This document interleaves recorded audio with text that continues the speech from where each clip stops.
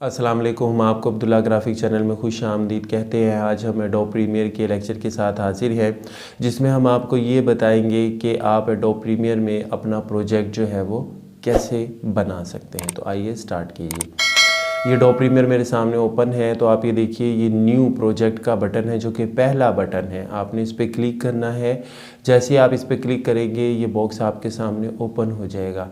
सबसे ऊपर ये जो यहाँ पे फाइल नेम यानी नेम का खाना आ रहा है, ये आपके प्रोजेक्ट का नाम है।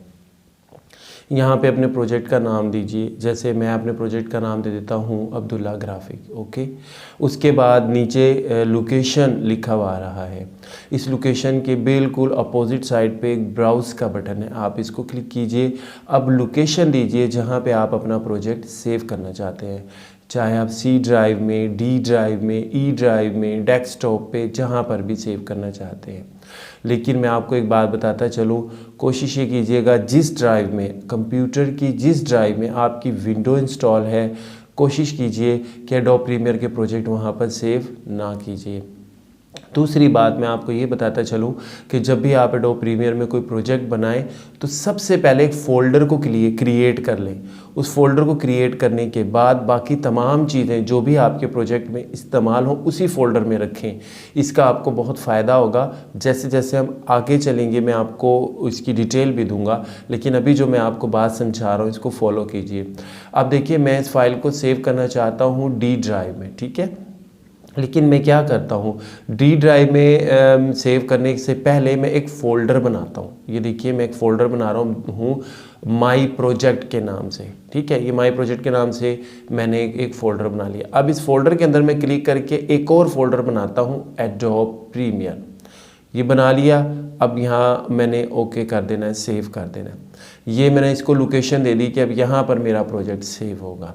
इसका फ़ायदा क्या होगा, फ़ायदा इसका क्या होगा, ये हम आगे आगे जैसे ट्यूटोरियल में चलेंगे ना, फिर मैं आपको एक्सप्लेन करूँगा।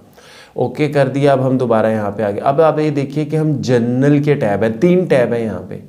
स्क्रैच डिस्क का भी है, जनरल का भी है। मैं जनरल टैब की बात करता हूँ। आपने बाकी किसी टैब को नहीं छेड़ना, उसकी सेटिंग जैसे है उसको वैसे ही रखना है। जनरल के टैब में ये जो हमारे पास ऑडियो है, इसमें आपने लेनी है ऑप्शन ऑडियो सैंपल की, ऑडियो सैंपल। ओके, वीडियो में आपने जो है वो फ्रेम ही को सिलेक्ट करना है, बाकी भी ले सकते हैं लेकिन आप फ्रेम लेंगे, ठीक है। यहाँ से फ्रेम को सिलेक्ट करें। और बहुत अहम बात, अभी जो कैप्चर आ रहा है ना, कैप्चर, यहाँ पे आपने HDV यानी हाई डेफिनेशन वीडियो लेनी है, क्योंकि देखिए अब DV का दौर तो ख़त्म हो गया, अब तो HD वीडियोस चलती हैं, तो इसलिए आप HDV लेंगे। वैसे आप DV भी ले सकते हैं अगर आप DV वीडियो बना रहे हैं, आमतौर पे तो अब इस दौर में तो कम से कम इस्तेमाल नहीं होती, आप HDV ही लेंगे।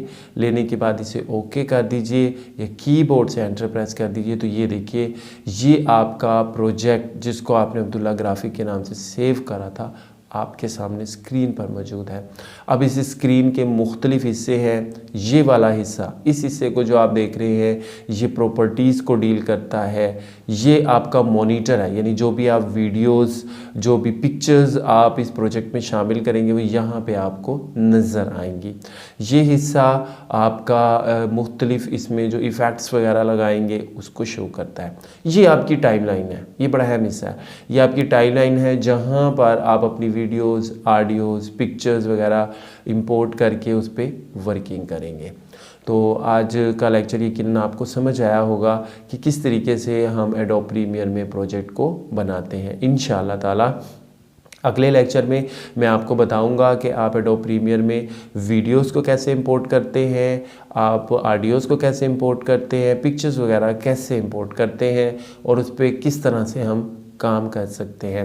एक बात और बताता चलूँ कि इसी चैनल पर उर्दू ज़बान में InPage, CorelDRAW, adobe Photoshop, adobe Illustrator, Microsoft office और InPage के लेक्चर भी अपलोड हो रहे हैं। हमारे इस चैनल को देखते रहिएगा, हमारे चैनल को सब्सक्राइब कीजिएगा, वीडियो को शेयर कीजिएगा। इंशाल्लाह आपको बहुत फ़ायदा होगा। हमारे अगले लेक्चर तक के लिए हमें इजाज़त दीजिए। अपना बहुत ख्याल रखिएगा। अस्सलाम वालेकुम।